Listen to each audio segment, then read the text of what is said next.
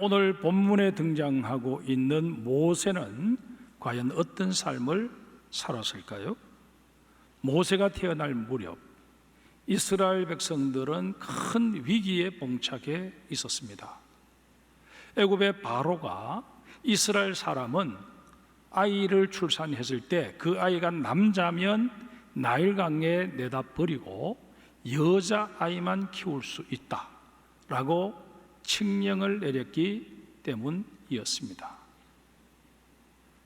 모세는 태어나자마자 죽임을 당할 위기에 처하게 되었습니다. 모세의 부모는 아이를 도저히 나일강에 내다 버릴 수가 없어서 숨겨서 키우게 됩니다. 그러나 아이가 자라면서 그 울음소리가 점점 커지게 되자 도저히 숨겨서 키울 수 없어서 테바트곰에 갈대 상자에 그 아이를 담아서 나일강에 띄워 보냅니다. 아이의 운명을 하나님께 맡긴 것입니다. 그때 마침 바로의 공주가 목욕하기 위해 나일강에 나왔다가 그 갈대 상자에 담겨 있는 아이를 발견하고 건져내어 자기의 양자로 삼습니다. 모세는 이제 애굽 왕궁에서 왕자의 한 사람으로서 지도자 교육을 받으며 성장하게 됩니다. 하지만 이 모세의 가슴 한켠에는 나는 히브리인이다 라는 민족적 자존감이 자리하고 있었고, 또 그 당시 고통받고 있는 자기 동족에 대한 미안함과 그들에 대한 마음의 짐을 늘 느끼며 살고 있었습니다.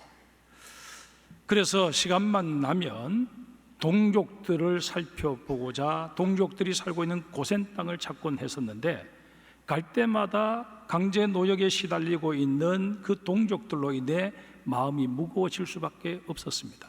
그러던 어느 날 자기 동족을 아주 심하게 괴롭히는 애굽 사람을 발견하고선 그를 쳐서 죽이게 됩니다. 뜻하지 않게도 살인자가 되어버린 것입니다. 살인의 죄는 예나 지금이나 신분을 막론하고 지고하를 막론하고 그에 상응하는 벌을 받아야만 했습니다. 모세는 큰 일을 저지르고 그 일을 은폐하기 위해 시체를 땅에 묻습니다. 그리고 하룻밤을 보낸 후에 도저히 불안해서 견딜 수 없어 다시금 자신이 사고를 쳤던 그 현장을 찾아옵니다. 그런데 그때 마침 이스라엘 두 사람이 서로 멱살잡이를 하며 싸우고 있습니다. 너무 안타까운 마음에 그들을 뜯어 말리려고 하자 그중 한 사람이 이렇게 말합니다. 누가 너를 우리를 다스리는 자와 재판관으로 삼았느냐? 내가 애굽 사람을 죽인 것처럼 나도 죽이려느냐? 화들짝 놀란 모세는 벌써 소문이 다 퍼졌구나.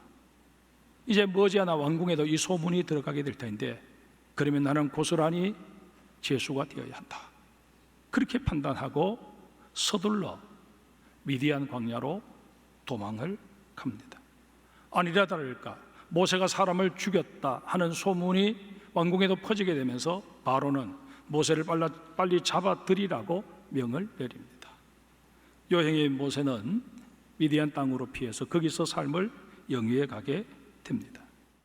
그 후 40년 동안 미디안 광야에서 살아가지만 그 삶 역시 도망자의 신세로 무언가에 쫓기듯 살아가는, 그저 하루하루 자신의 육신의 생명을 연명해가는 그런 수준의 머무른 삶임을 확인하게 됩니다. 그런데 여러분, 출애굽기를 한번 보세요. 모세의 전생애가 120년이었습니다.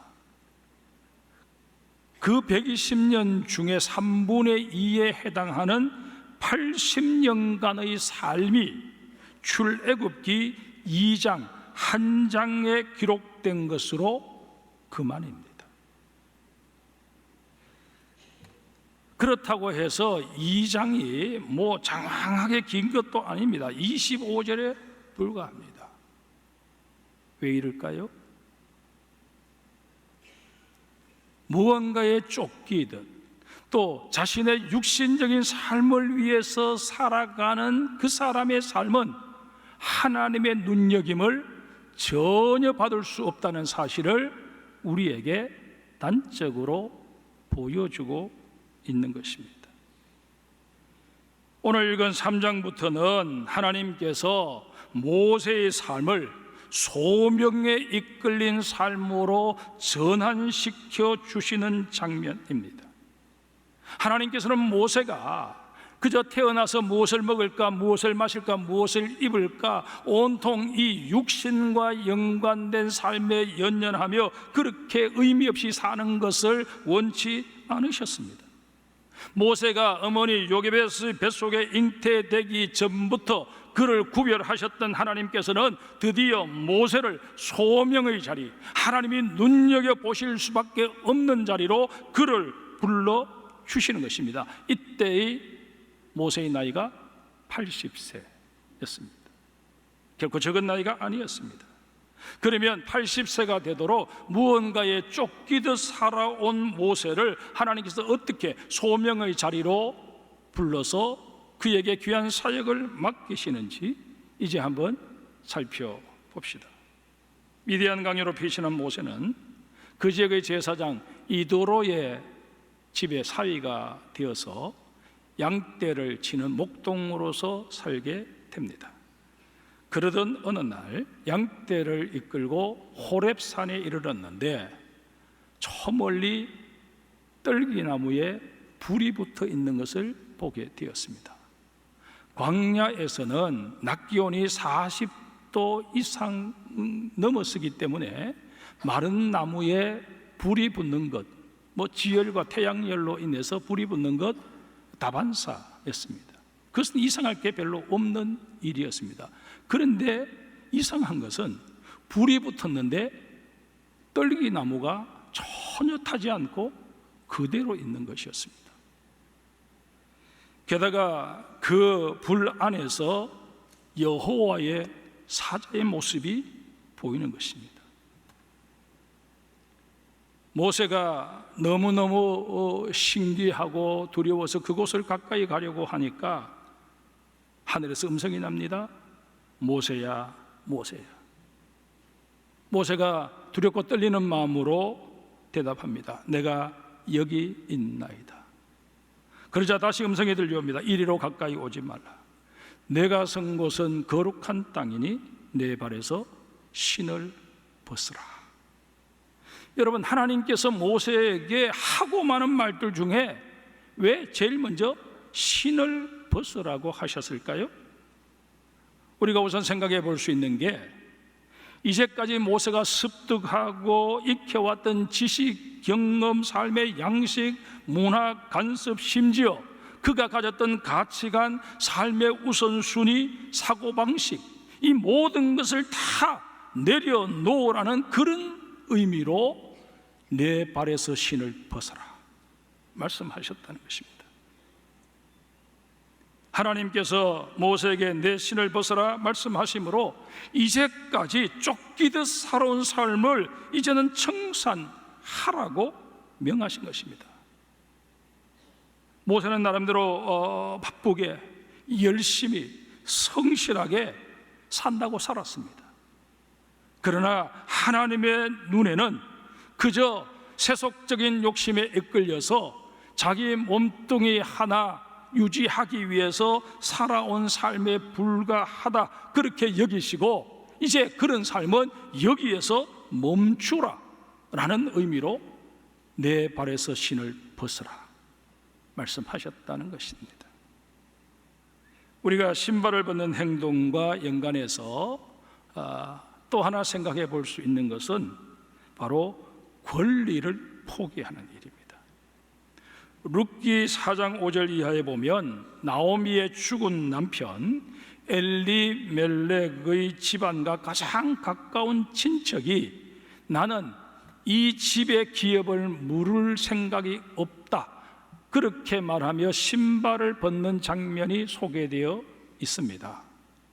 유대 나라에서는 오래전부터 어떤 집안의 남자들이 다 죽어서 기업을 이어낼 수가 없으면, 다시 말해서 대를 이을 수가 없으면 친족 중에 가장 가까운 사람이 그 집안의 여인을 취하여서 그 집안의 대를 이어가도록 하는 그런 책임이 있었습니다.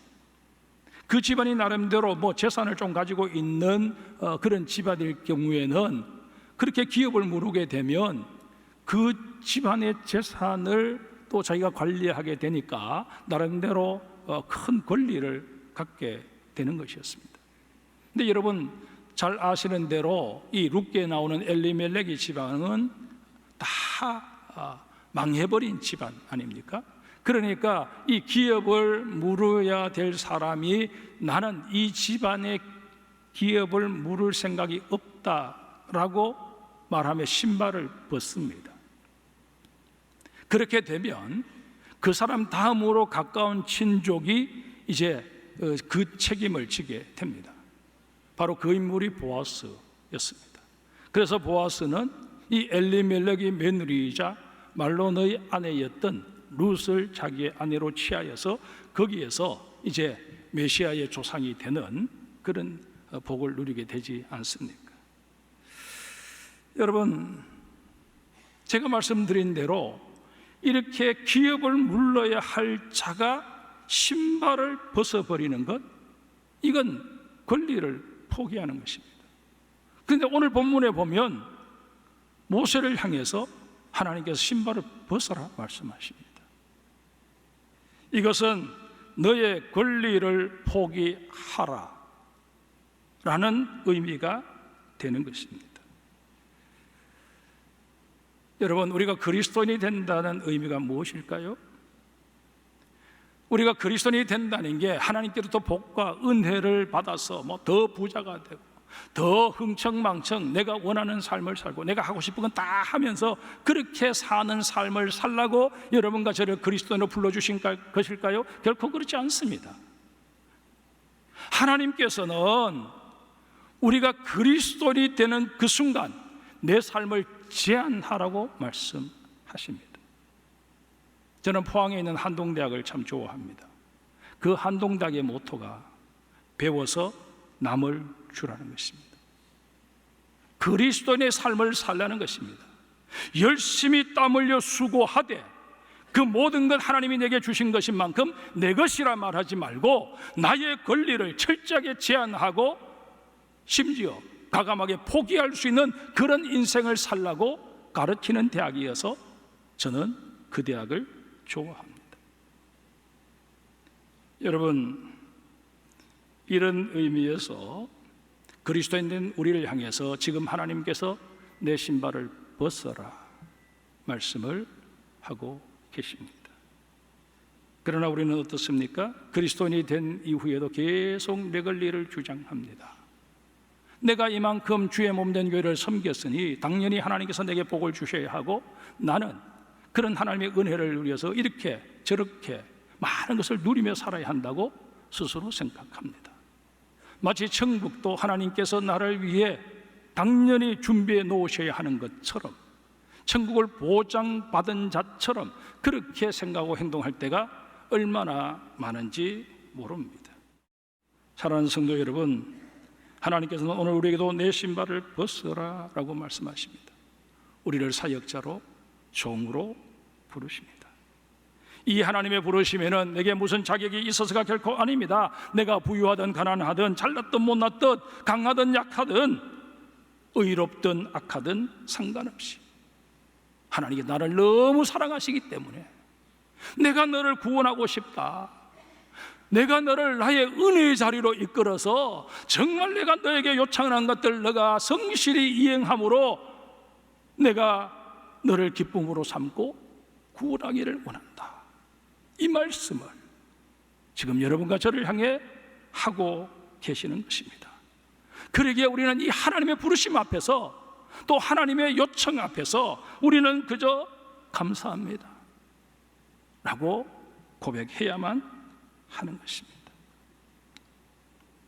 우리가 오늘 본문에서 또 하나 주목해야 할 것이 있습니다. 바로 불꽃입니다. 하나님께서 불꽃 가운데서 모세에게 나타나신 이유가 무엇일까요? 그저 극적인 장면을 한번 연출해 보시고자 그렇게 하신 것일까요? 아닙니다. 우리는 그 의미를 다음에 나오는 성경 구절을 통해서 확인할 수 있습니다. 본문 10절을 제가 읽겠습니다. 이제 내가 너를 바로에게 보내어 너에게 내 백성 이스라엘 자손을 애굽에서 인도하여 내게 하리라. 하나님께서 모세를 사명자로 세우기를 원하셨습니다.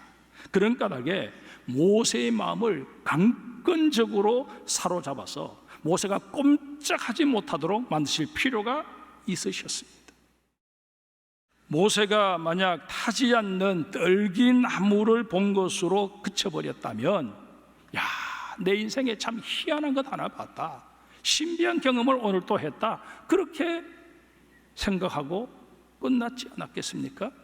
세월이 흐르면서 그 기억도 희미해졌을 것입니다.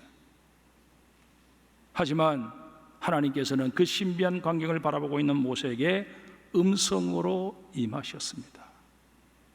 모세에게 들려진 그 하나님의 음성이 결국 모세의 인생을 다시 뒤바꾸어 놓은 것입니다. 성도 여러분, 우리의 인생을 바꾸어 놓을 수 있는 것 어떤 기적이나 어떤 환상이 결코 아닙니다. 우리를 새롭게 변화시킬 수 있는 것은 오직 하나, 하나님의 말씀뿐입니다. 이스라엘 백성들이 애굽의 종으로 전락해 버린 것, 그들의 인구가 계속 급속에 늘어나는 것에 위협을 느낀 바로가 그렇게 정책을 세운 연고도 있겠지만, 그 이전에 이스라엘 사람들이 이 애굽의 문화에 동화되어서 하나님을 저버리고 우상을 섬긴 탓이었습니다. 그런데 이렇게 하나님을 배신하고 돌아선 이 이스라엘 백성들을 향해서 하나님께서는 다시 마음을 돌이키셔서 이스라엘 백성들의 고통을 눈여겨보십니다. 그리고 그들의 하소연과 눈물과 부르짖음에 귀를 기울여 주십니다. 하나님께서는 이제 때가 되었으니 내가 과거 이들의 조상에게 약속한 대로 이들을 가나안 땅으로 데려가리라. 마음을 바꾸십니다. 그래서 한 사람 모세, 그 사람의 마음 속에도 동족을 향한 사랑이 회복되게 하시고자 하나님께서는 극적인 상황을 연출하신 것입니다. 사실 모세는 미디안 광야에서 40년을 보내는 동안 모든 것을 다 잃어버렸습니다. 그토록 사랑했던 동족도 사명도 다 망각해 버렸습니다. 어디 그뿐이겠습니까? 그의 마음에 불붙어 타오르던 사랑도 식어버린 지 오래였습니다. 하나님께서는 다시금 이 모세의 마음에 사랑의 불을 지펴주시고자 떨기나무 불꽃을 보게 하셨고, 그 불꽃 가운데서 그에게 생생한 음성으로 다가와 주신 것입니다. 사랑하는 성도 여러분, 사랑은 관심에서부터 출발합니다. 우리 모두의 관심, 우리 모두의 가슴에도 이 관심의 불꽃이 다시 타올라야 합니다. 이웃을 향한 관심, 형제 자매를 향한 관심, 주님을 향한 관심, 교회를 향한 관심, 또 우리가 잊고 살았던 우리의 지구촌의 이웃들, 특별히 오늘 월드비전 주일을 맞이해서 정말 저 멀리 아프리카 땅, 우리가 간혹 텔레비전을 통해서 그 아프리카의 비참한 삶을 눈으로 보긴 하지만 볼 때뿐이었고 한번 그저 눈시울이 붉어진 것으로 그만이었던 그 사람들, 우리 하나님께서는 끊임없이 그들을 향해 시선을 떼지 못하고 계시는데 우리는 잠시 그들을 생각했다가 잊어버리고 오늘 여기까지 온 것입니다. 이런 우리에게 다시금 사랑의 관심을 회복시키기 원하셔서 주님께서는 이제 월드비전의 직원들을 우리 장성교회로 보내셔서 다시 한번 우리에게 도전하십니다. 그들을 도와야 할 사람이 바로 너다. 뒷걸음치는 모세를 향해서 이스라엘을 구원해 내어야 할 자가 바로 너다, 하나님 말씀하여 주셨듯이 오늘 우리를 향해서 아프리카를 품고 기도해야 될 당사자가 바로 너다. 너가 이제까지 직장 생활을 통해서 나름대로 삶을 꾸려올 수 있었던 것, 너의 가족만 잘 먹고 잘 살기 위해서 내가 허락해 준 복이요 은혜라고 생각하느냐? 아니지 않느냐? 주님 말씀하십니다. 신발 신고 갈 곳 못 갈 곳 다 쫓아다니며 모든 것이 다 내 것이냐 그렇게 생각하며 하나님의 이름을 부르지만 나의 삶 자체는 하나님의 관심과는 전혀 상관없이 그렇게 살아온 삶이었다면 이제 다시금 소명의 자리, 말씀의 자리, 사랑의 자리로 우리를 부르시는 그 하나님의 부름 앞에 주여 내가 여기 있나이다, 나를 보내소서, 그렇게 고백할 수 있어야 할 것입니다. 우리의 남은 생이 얼마인지 우리 자신들은 알 수 없습니다.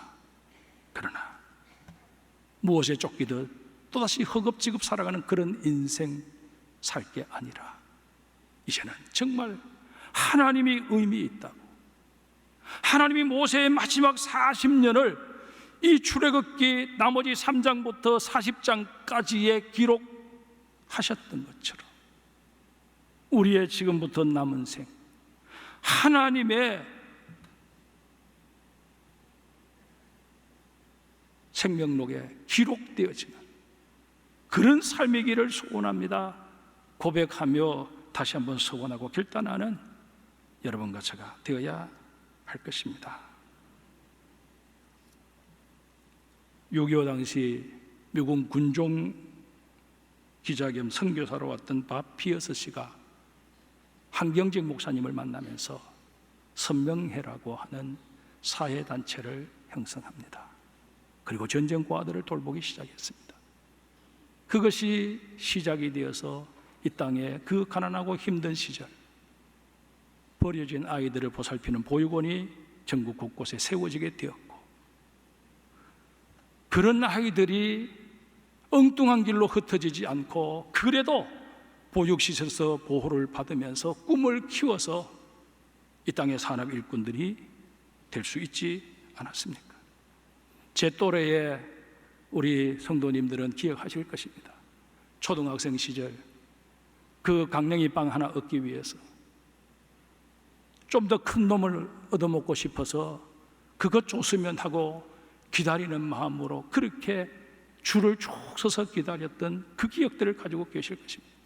제 친구 가운데는 정말 이 빵을 혼자서 먹지 못하고 집에서 굶고 있을 동생 생각해서 책가방에 넣어갔던 그런 아이들도 많이 있었습니다. 미국의 원조를 받아서 우리가 이렇게 살지 않았습니까? 그게 불과 60년, 70년 전의 일입니다. 이제는 사랑의 빚을 갚아야 합니다. 사랑하는 성도 여러분, 4만 원이라고 하는 돈이 적은 돈은 아닙니다. 매달 4만을 헌금한다는 것 쉽지 않을 것입니다. 그러나 자녀들을 데리고 한 끼 외식만 금하면, 자녀들에게 너희들 오늘 외식하려고 했는데 이것 가지고 저 아프리카의 아이들 돕자, 그렇게 부모가 아이들에게 설득시킬 수 있다면 그 아이들에게 수마디의 성경 말씀을 가르치는 것보다 더 구체적인 신앙교육이 될 수 있으리라 저는 확신합니다. 저희 집 식탁 위에는 제가 25년 전부터 쭉 이 월드비전의 아이들 도와왔던 아이들이 바뀌었지만, 그러나 그 아이들의 사진이 놓여 있고 생각날 때마다 그 아이들을 위해서 기도합니다. 여러분, 저는 그것을 통해서 많은 보람을 느낍니다. 내 배 아파 낳은 아이만 소중한 게 아닙니다. 지구촌에 굶주리고 있는 그 아이들 하나님께서 너의 자녀로 여길 수는 없겠느냐, 주님 우리에게 말씀하십니다. 오늘 여러분, 정말 이 월드비전의 방문이 그저 우연히 또 담임 목사가 어떤 결정을 내려서 이렇게 한 것이라고 여러분 생각하지 마시고, 주께서 귀한 주의 천사들을 보내셔서 우리에게 도전하신다, 주의 사자들을 보내셨다, 그렇게 여기시고 오늘 기꺼이 동참해 주시기 바랍니다. 여러분들에게 10년, 20년 하라고 저는 말씀드리고 싶지 않습니다. 단 1년만 헌신해 주시기를 바랍니다. 그리고 1년이 지난 이후에 여러분들이 다시금 기도하시면서 그 이후의 것은 그 이후의 결단 하시기를 바랍니다. 하나님께서 그 1년 동안 여러분의 사업을 복되게 하여 주시고, 여러분의 직장생활을 안정되게 하여 주시고, 여러분의 물질적으로 풍요를 누리게 하여 주시고, 의외의 소득이 생기게 하여 주셔서 내년, 저내년에도 계속 도울 수 있는 여건을 형성해 주실 줄 믿습니다.